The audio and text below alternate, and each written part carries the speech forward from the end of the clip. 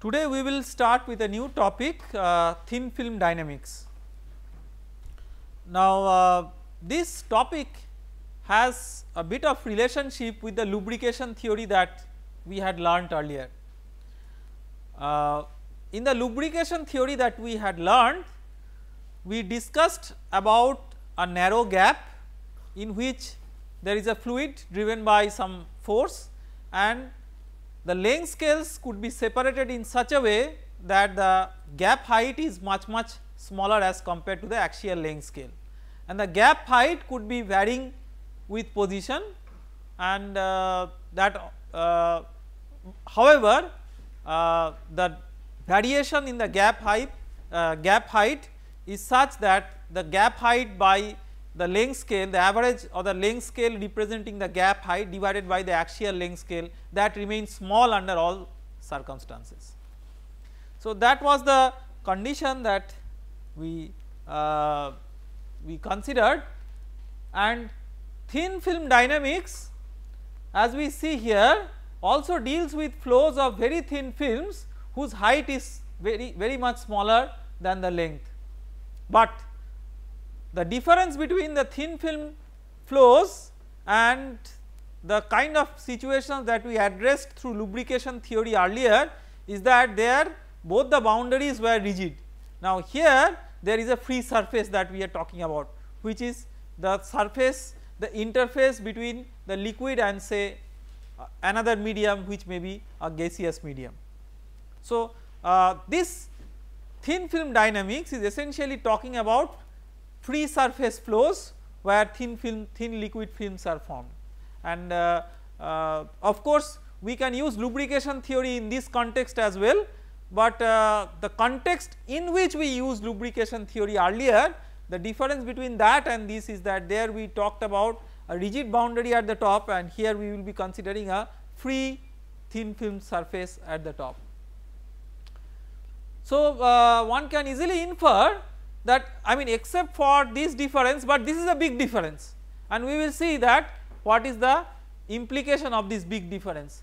But except for this big difference, one can easily infer that flow of fluid in a thin film will have good resemblances with lubrication flows, that is flow in slide, for example flow through slider bearings for example. In thin film flows also, the velocity in one direction dominates over the other, that is there is a dominant direction of flow. That is, if you recall that in lubrication theory we had the velocity scales UC and VC along x and y, where UC is much greater than VC. So here also the same thing will hold true, that means although there are the possibilities of having both components of velocity, but one component of velocity dominates significantly over the other. But there are some subtle differences between thin film dynamics and lubrication theory. In lubrication, typically in lubrication, I mean it is, we should not say that the difference between thin film dynamics and lubrication theory, but better to say thin film dynamics and situations pertaining to lubrication, because lubrication theory is a theory which can be used even in thin film dynamics, just the boundary conditions change. Typically in lubrication the flow is bounded on both sides by solid walls, therefore at both the walls the fluid satisfies the no slip boundary condition. In lubrication theory, usually height of the fluid or channel is known as a function of time or space. In thin film dynamics, one of the surfaces is usually a free surface, as we have pointed out. Therefore instead of no slip boundary condition, the fluid satisfies the no shear boundary condition. We discussed about this boundary condition earlier, and we will see that how that we can fit that in the context of lubrication theory. Apart from this, the film height is in general not known. This is also a very important thing, that like when we are talking about say lubrication in say slider bearings, we know the height of the confinement, it is already given, but in thin films, for example let us say droplet spreading on a substrate. So there if you consider the height of the droplet being a function of time, that evolves with position and time in such a way which is not known a priori.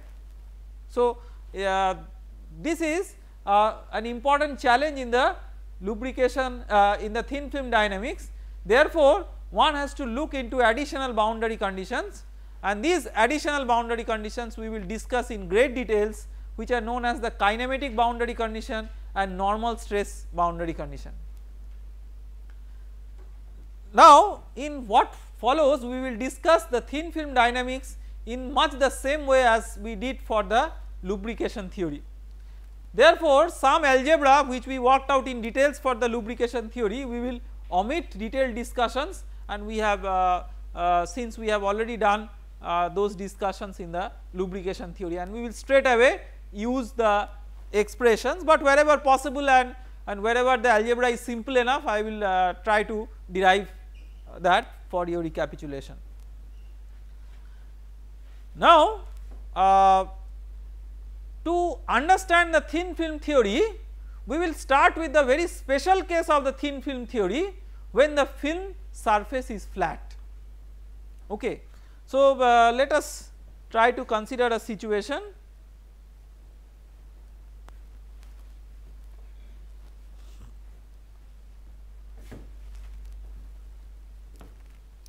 Let us say there is an inclined plane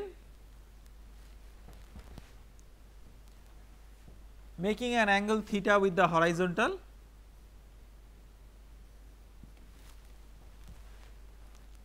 and there is a thin liquid film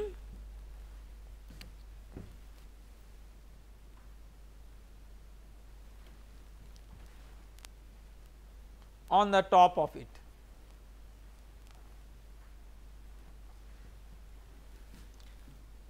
We can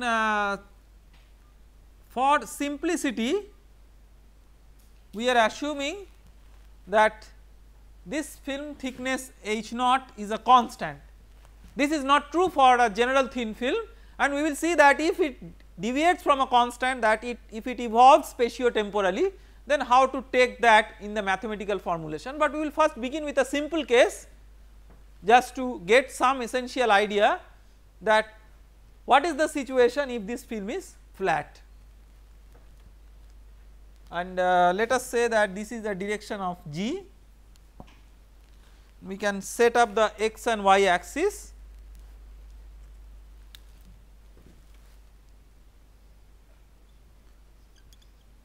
X dash, y dash, dash for the dimensional system, and without dash the dimensionless system.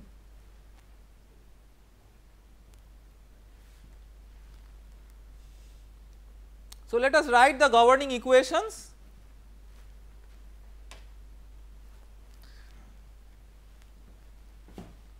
For low Reynolds number, we can neglect the inertial terms and we can straight away write first the continuity equation.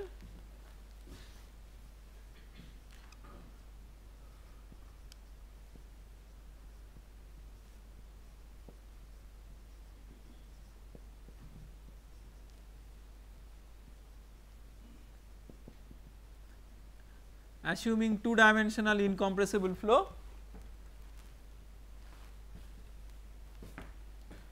x momentum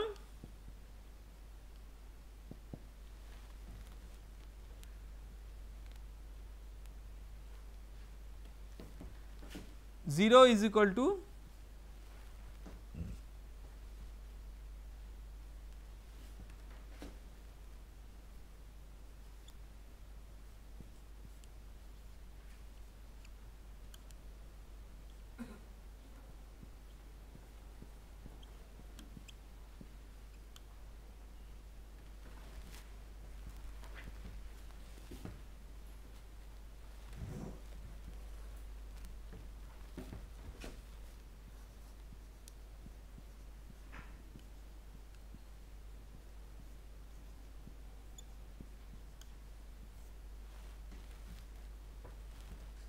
plus, now there will be a body force.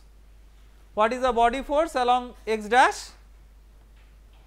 rho g sin theta.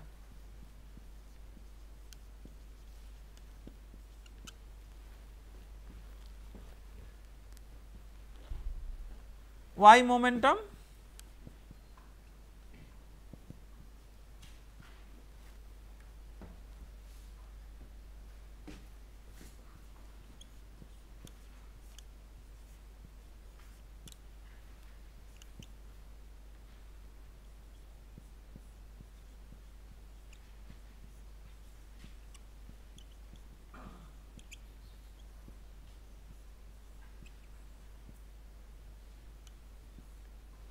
what is the body force for the y momentum minus rho g cos theta.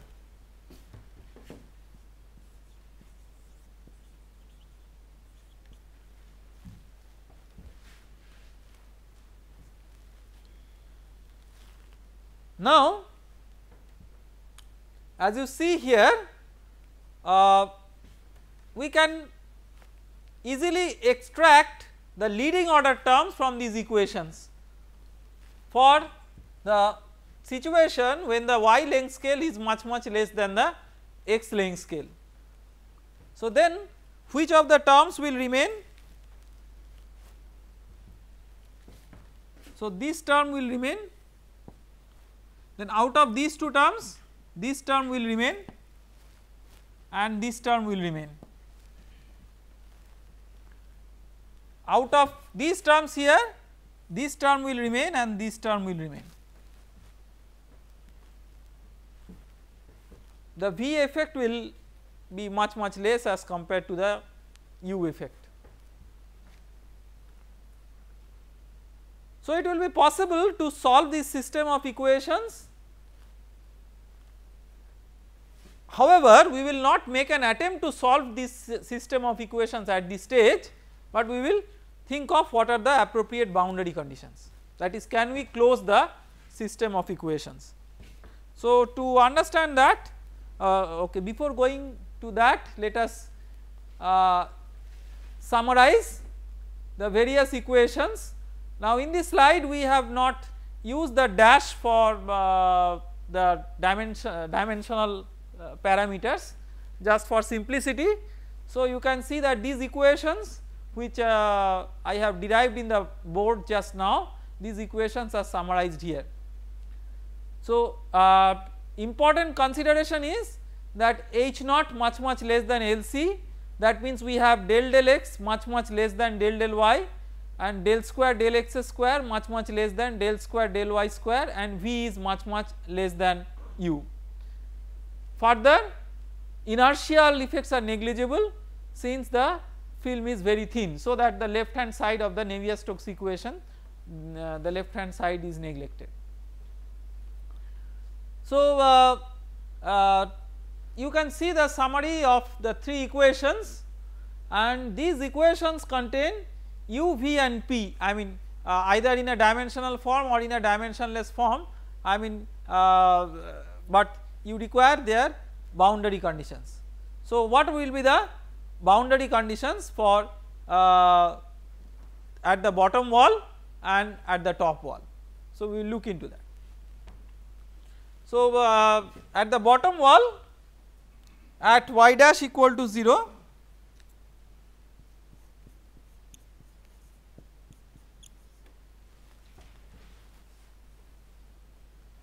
what are the boundary conditions? U dash equal to 0, that is no slip, and V dash equal to 0, that is no penetration.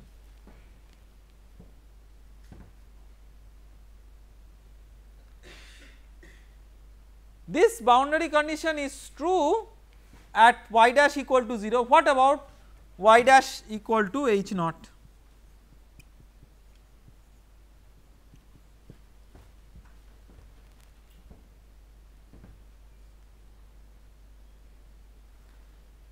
Let us say, to generalize, now we have understood that you can apply a surface tension gradient to modulate a flow. Let us say that you have applied a surface tension gradient. So if you apply a surface tension gradient, how can you apply a surface tension gradient? In the previous class we had learned that it is possible to apply a temperature gradient or a concentration gradient to create a surface tension gradient. Let us say that you have applied a surface or you have created a surface tension gradient along x dash. So then we can write that the tau which is there at the free surface is equal to d sigma dx dash. We have proved this in the previous lecture and we will briefly recapitulate how that is possible. So again like in this slide we have omitted the dash. So this is just a representation without dash, but these are dimensional parameters. So you can see that we have taken a small element and on this side you have sigma, on this side you have sigma plus d sigma, and the stress, the tangential stress acting on the dx is tau xy. So if you make a balance, then tau xy is equal to d sigma dx. Okay. This we proved earlier, I am not going to spend much time on this. Now the question is that when you say that tau xy is equal to d sigma dx, what are the basic assumptions? There are quite a few assumptions, but one of the most important assumptions is that the film is flat.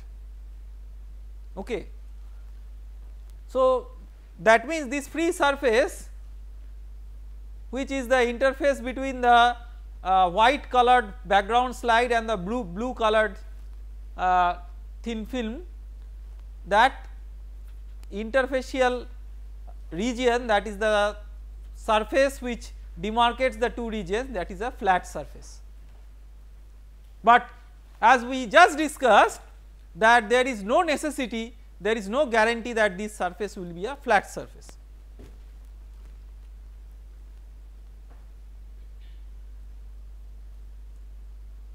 So if the interface is bent or deformed, which is almost always likely to happen.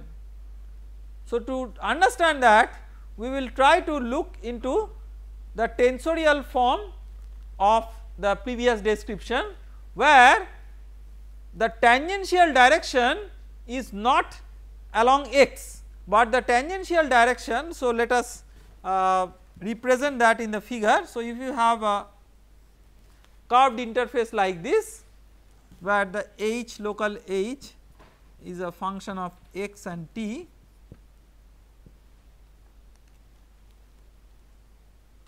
then you have directions s and n, unit tangent vector and unit normal vector. Okay. So the s takes the role of x now. Whatever was the role of x for a flat surface, that role is now taken up by s. So now we can write, so previously what we could write? We could write that tau is equal to d sigma dx.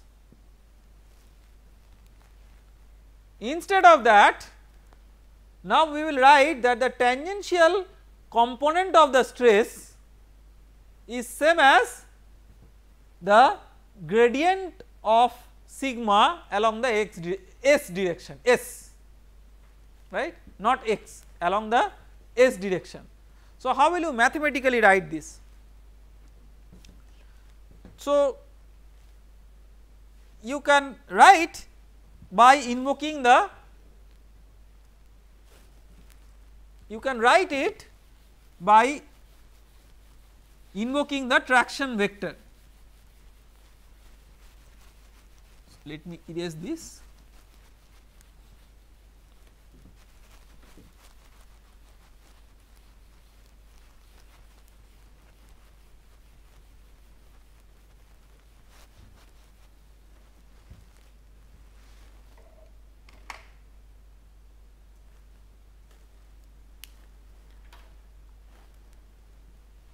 So, we had seen earlier that the traction vector, that is the force per unit area,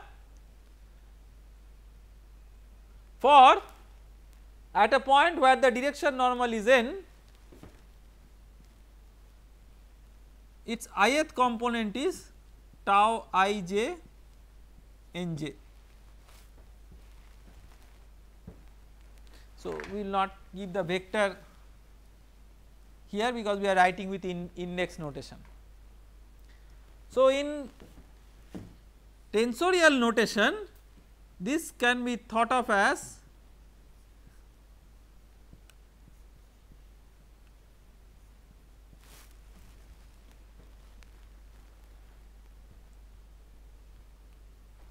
just like this is the stress and this is the normal vector, this is the traction vector. So, the same things represented in tensorial notation. Okay. Now, sometimes I mean the notations are different at different, sometimes it is given a notation like this, but commonly in books like in tensorial notation I mean you just use bold faces to represent this. So, in the slides that I will be showing, these tensorial quantities are shown by bold letters. So, in the board I will use some arbitrary notation, I mean because different books use different notation, but in the slides that I will be showing I will be using bold notation to represent this. So, now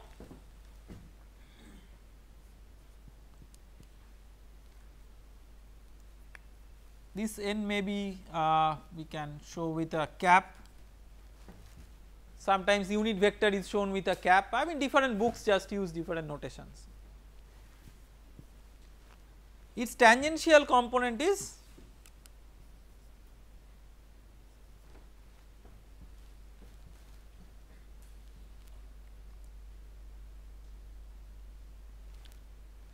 this is equal to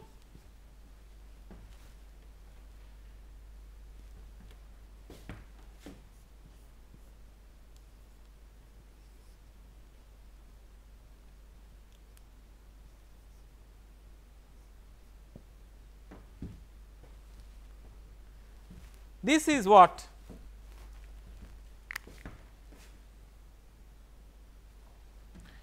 This is a gradient along the direction S, grad S. Okay. So, x d sigma dx is replaced by this operator.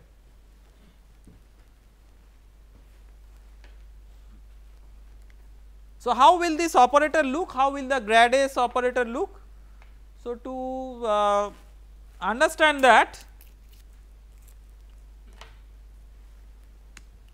let us think of an acceleration vector or any vector A, not acceleration, just any vector A. So, A is its vector sum of the normal component plus the tangential component, any vector A. So, AS is equal to A minus AN. This you can write A minus AN, you can write n dot A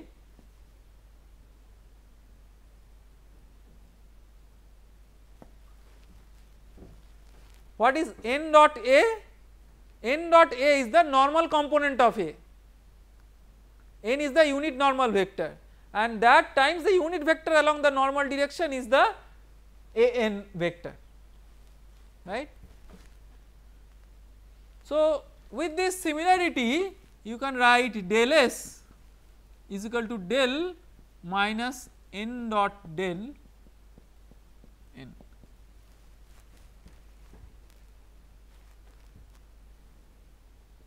Just replace A with del.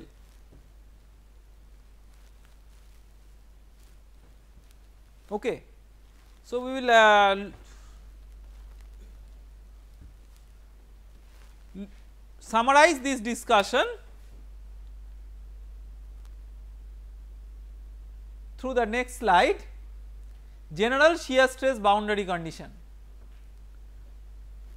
So, here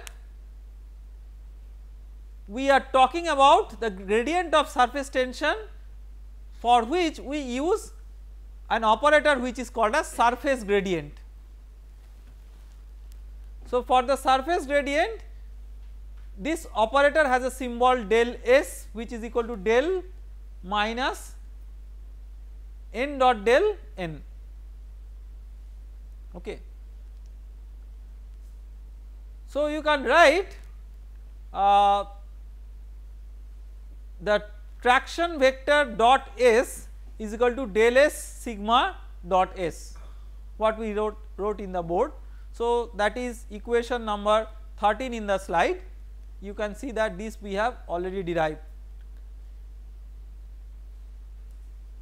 Now, this equation, what is written here, of course we have to keep in mind that like if these are dimensional parameters, all these will be tau dash, sigma dash, n dash and s dash and n and n s are the same. So, that is not highlighted, but these are actually tau dash, del dash, sigma dash. Now, from here one has to derive suitable equations which are representatives of this equation under the assumptions of lubrication theory. That will be somewhat simplified versions of this. This is the general one. So, for example, if you are simulating the tangential stress boundary condition for a problem in CFD, this is the boundary condition that you will use. Now, a little bit of simplification with neglecting the some of the small terms will result in a lubrication theory version of this equation. We will take that up subsequently. So, now the question is, just like we have one U, we also have one V, right. If it is not a fully developed flow, V is not identically equal to 0. So, there must be a boundary condition for V, and for the boundary condition for V, when the interface, so if you see, if there is a flat film at steady state, V is equal to 0 at the top surface, right. However, if the interface is moving upwards with time, that is the film height is changing with time, then V is equal to dH dt, right. This is straightforward, but this is a special case, that V is equal to dH dt when the film is flat. But what happens when the interface is deformed and moving or changing with time? So, for that we will use a boundary condition which is called as kinematic boundary condition. The kinematic boundary condition is essentially a generalization of the no penetration boundary condition. So, what is the physical meaning of the kinematic boundary condition? We will first write what is the kinematic boundary condition, and then we will give a physical interpretation to the boundary condition. This is a very, very important boundary condition, and we should learn this very carefully.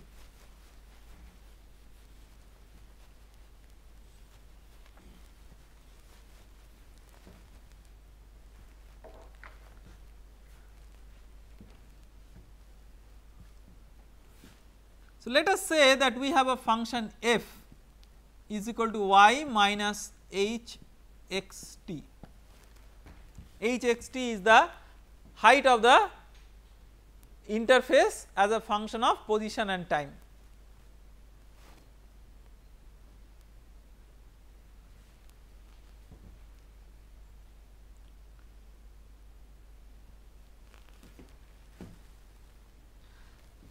Now the kinematic boundary condition says that any fluid particle located at an interface must stay at the interface at all times. Any particle means fluid particle, any fluid particle located on the interface must be there on the interface at all times. That means the total derivative of f with respect to t must be 0. This is the kinematic boundary condition. So total derivative of f means del f del t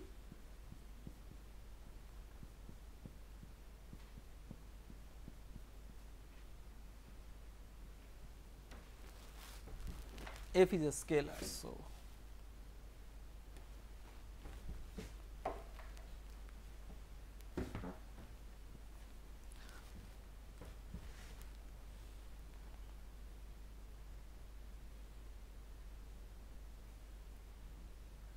now we can write an alternative form of this by noting that what is grad f, what is, can you tell what is the direction of grad f?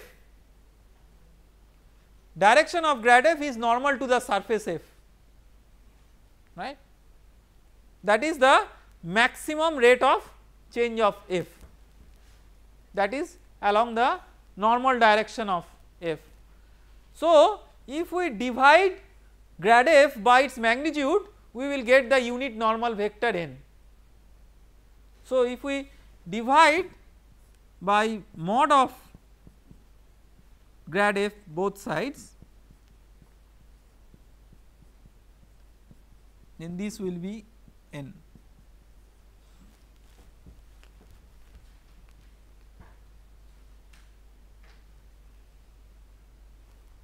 This boundary condition is called as no penetration boundary condition, sorry, kinematic boundary condition, and its special form of, and the special form of this kinematic boundary condition is the no penetration boundary condition.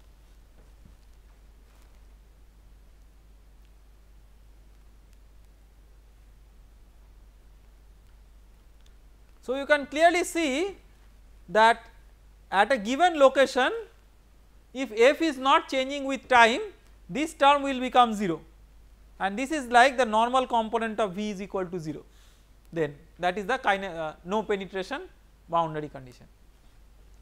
Okay, let us go to the next slide.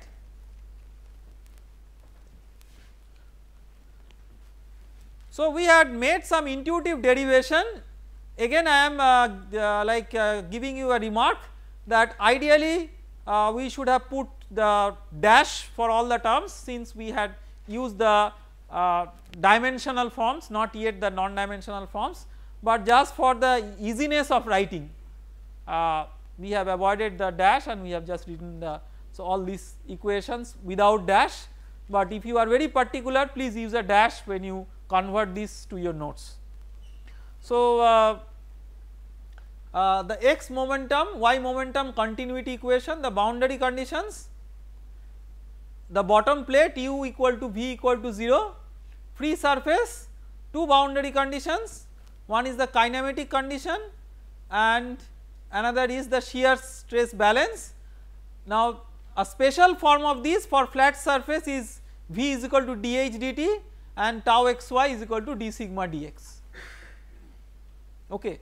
So this, like, the general form implies the special form for flat surface, and the equation of the film surface is f, that is y minus h x t equal to 0, and for a flat surface it is y minus h 0 equal to 0, that means y is equal to h 0, right, that is the equation of the flat surface. But equation of the curved surface which is evolving with time is equal to y is equal to h x t. Okay.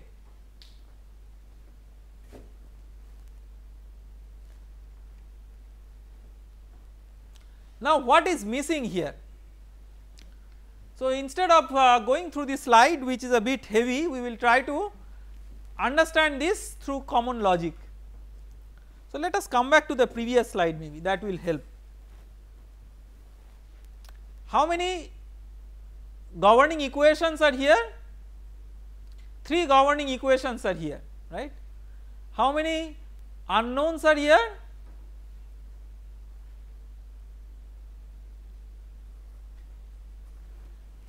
So, very common unknowns which are straight away apparent are u, v and p, right. Now, there is another unknown which is a subtle unknown. What is that? No, theta is like that is the inclination of the plane, right. So that is known, of course. I mean, you have a inclined plane and you do not know the inclination of the inclined plane, then you cannot set up the problem.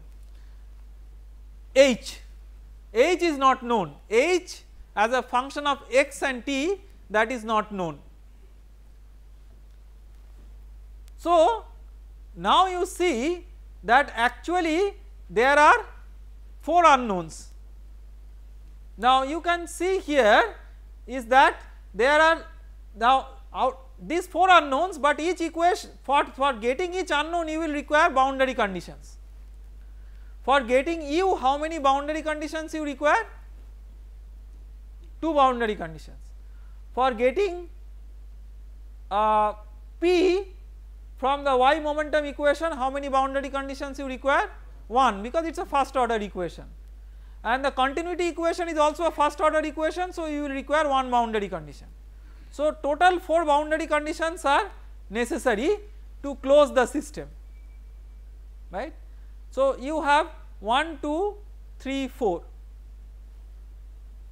So system appears to be closed, but the problem is that H itself is unknown. So you require one additional constraint to constrain H, to give the variation of H, and that constraint we will now look into. So the condition or equation that is missing would give an equation for the film thickness. So why that equation for the film thickness was necessary? That leaving the film thickness apart, we had how many? We had the x momentum equation for which there are 2 boundary conditions, y momentum 1 boundary condition, and the continuity equation 1 boundary condition. So these were requiring 4 boundary conditions which were prescribed, but that would have closed the system provided H is a constant. But if H is not a constant, you require additional constraint, and that will then make it a fully well posed problem. So for that we will require a condition which is called as the normal stress balance condition. So we will come to the board to explain that.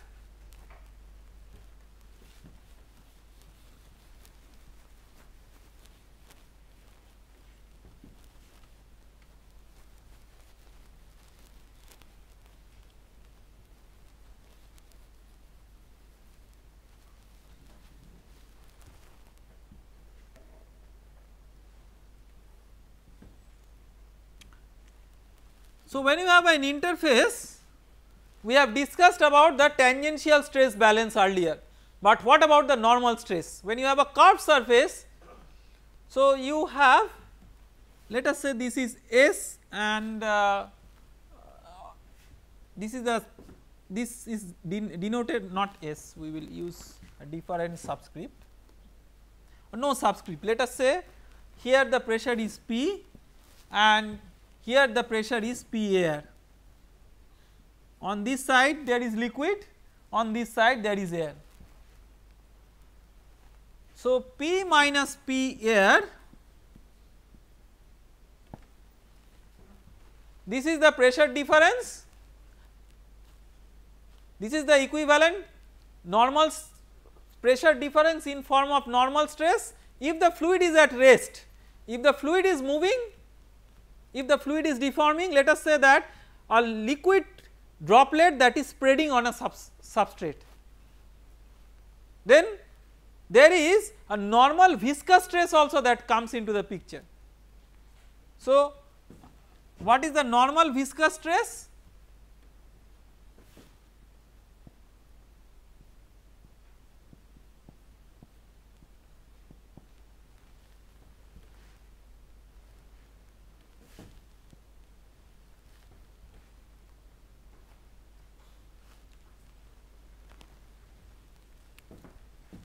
So, this is what the traction vector.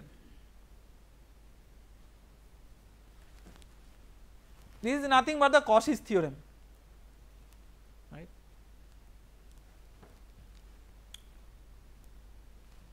So, this is very important. Whenever we write the pressure difference in terms of surface tension, sometimes we omit this even on the dynamic conditions, because we will see that in lubrication approximation this may be one order less as compared to this, or whenever the droplet is in static condition, then this does not play a role.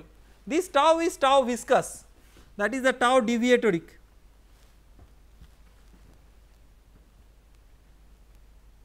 Okay.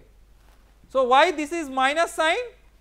Because the normal positive normal stress is opposite to positive pressure. Positive pressure is normal inwards and positive normal stress is normal outwards. So, this is equal to what? Sigma by r.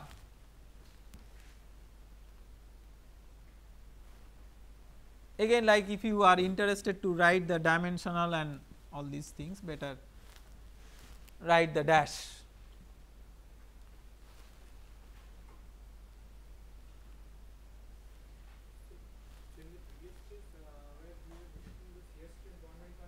Yes.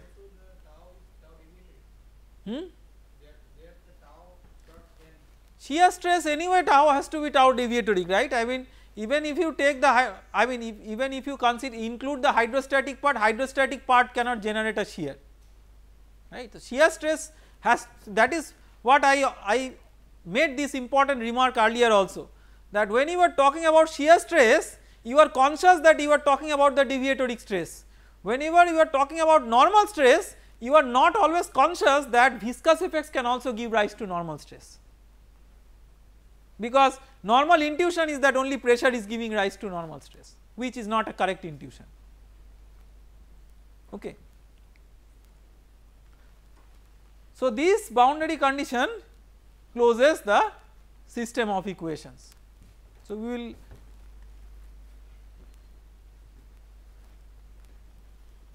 look into some consequences of this boundary condition. Once we evaluate the pressure, we can get an equation for the interface shape by combining the previous equations 15 and 16. That should theoretically complete our problem.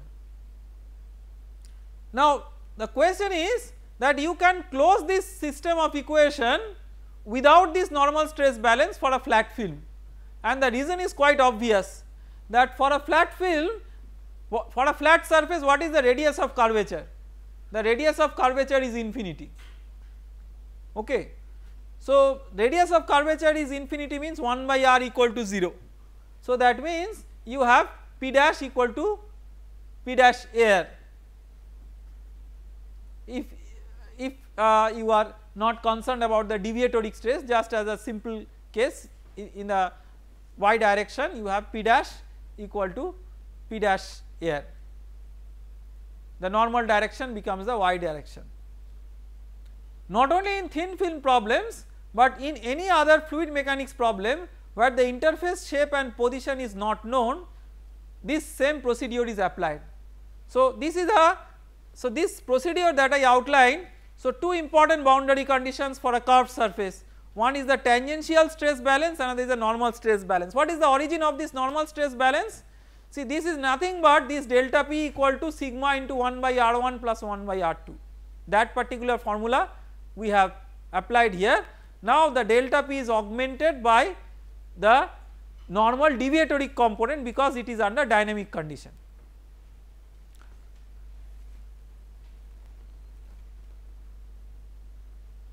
Now in what follows we will rederive the thin film equation. So we have derived the equations without referring to the scales, that is without referring to the parameter epsilon, which is the ratio of the length scale in the y direction, y dash direction as compared to the length scale in the x dash direction. So we have not used that as a parameter so far.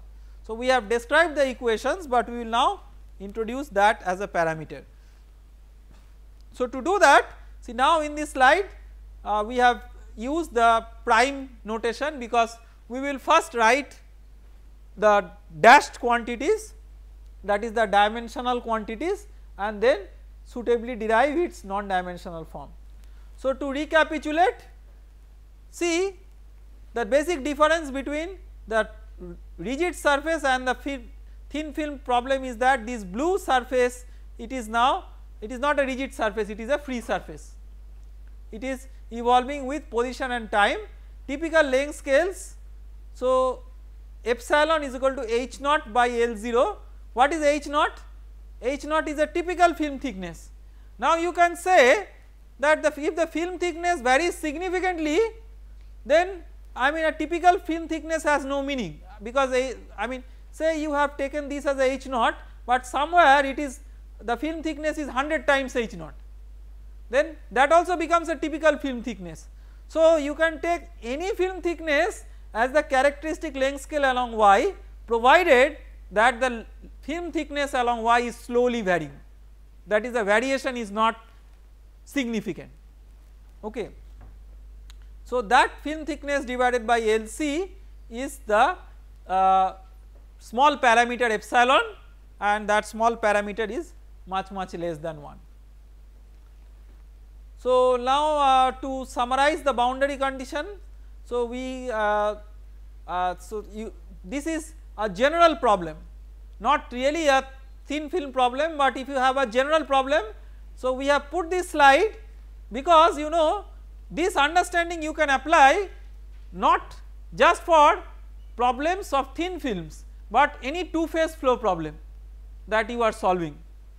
So these boundary conditions have to be satisfied, and this is the general form of the governing differential equation. We have retained the inertial terms also, but you know for thin film with lubrication approximations many of these terms will not be important.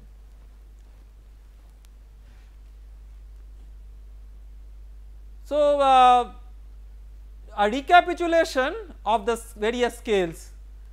So u prime is of the order of uc. This is exact recapitulation of what we did for the lubrication theory. We will reproduce some of these just so that you can refresh your memory. We will reproduce the derivations of some of these, but instead of doing an elaborate derivation, we will quickly do some smart back of the envelope calculations to make this derivation. So for example, u prime is equal to, u prime is of the order of uc, v prime is of the order of vc, which is epsilon uc. Where from this comes? Continuity equation, very good. P prime is of the order of pc, which is mu uc by epsilon square lc. Say you have forgotten this formula suddenly, so how will you retrieve this very quickly?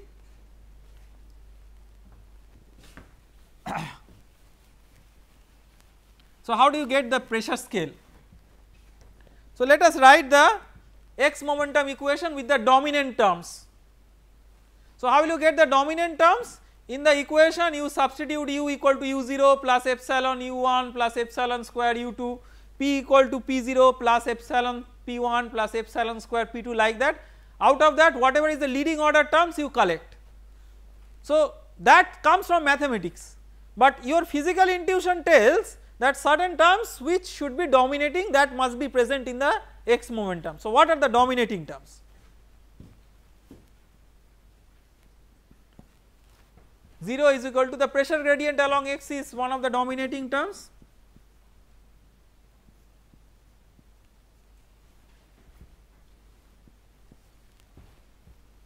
then out of the two viscous stresses components, one is del square u del x square, another is del square u del y square. Y length scale being much smaller than the x length scale, the del square u del y square should be the dominant, right. So, instead of writing all the epsilon and all those things, you can simply write the dominant term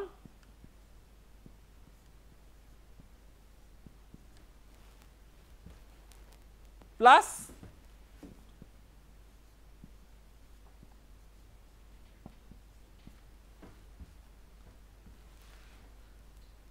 now the body force term. In the lubrication theory discussion that we made earlier, this body force term we just kept as general. If you recall, we kept Fx prime, Fy prime without referring what they are. Now we have the gravity as the body force in the special problem that we are considering for thin films. So rho g sin theta, right. There is a mu here, mu has to be there, okay. Now this term is what? Minus Pc by Xc,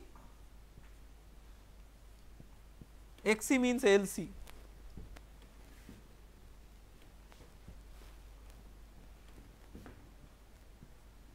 del P del X, this is what? Mu Uc by H0 square del 2u del y2, and this is rho g sin theta as it is, right. So we have non-dimensionalized with suitable physical scales such that these are of the order of 1. That means if the pressure gradient is competing with the viscous, that gives the scale Pc. So Pc is equal to mu Uc Lc by H naught square.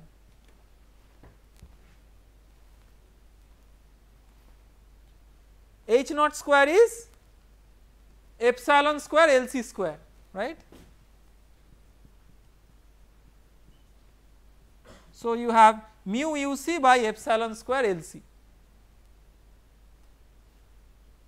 okay. So now you can write this equation in a dimensionless form is equal to 0 is equal to, so multiply all the terms by Lc by Pc. So the first term becomes minus del P del X, second term will become del square u del y square, because this is Pc by Lc. So multiplying this by Lc by Pc will make it 1. So plus rho g sin theta into Lc by Pc.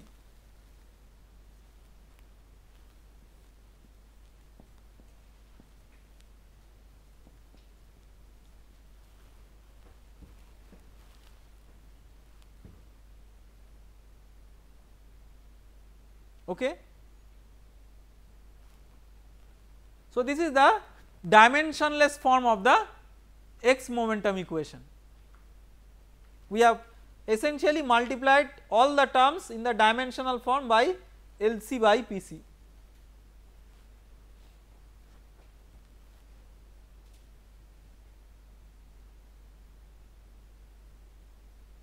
All right. Is it all right, or there is Lc by Pc? Yes, okay. So similar thing we can do for the y momentum equation. So for the y momentum equation, let us write the dimensionless dimensional form.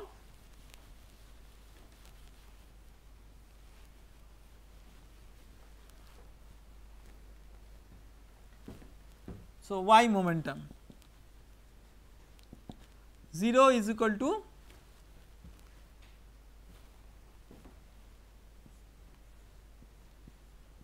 what is the leading order term? The V terms are much smaller than the corresponding U terms. So pressure term being important, the V terms being much less than the U term, the V terms will be much less important as compared to the pressure terms.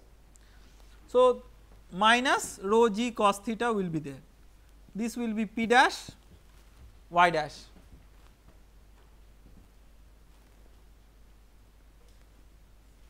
Okay. So, this you can write as 0 is equal to minus Pc by H0 del P del y minus rho g cos theta, because P scale is Pc and y scale is H0. So, Pc is, so multiply both the terms by what, H0 by Pc. So, 0 is equal to minus del P del y minus rho g cos theta into H0 epsilon square L C by mu u c, this is H0 by Pc. What is H0? Epsilon into L C. So, this becomes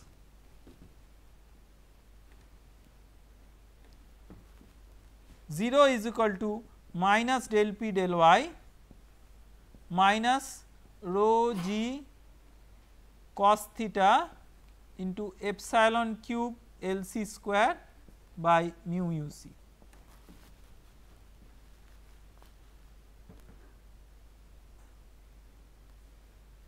Okay.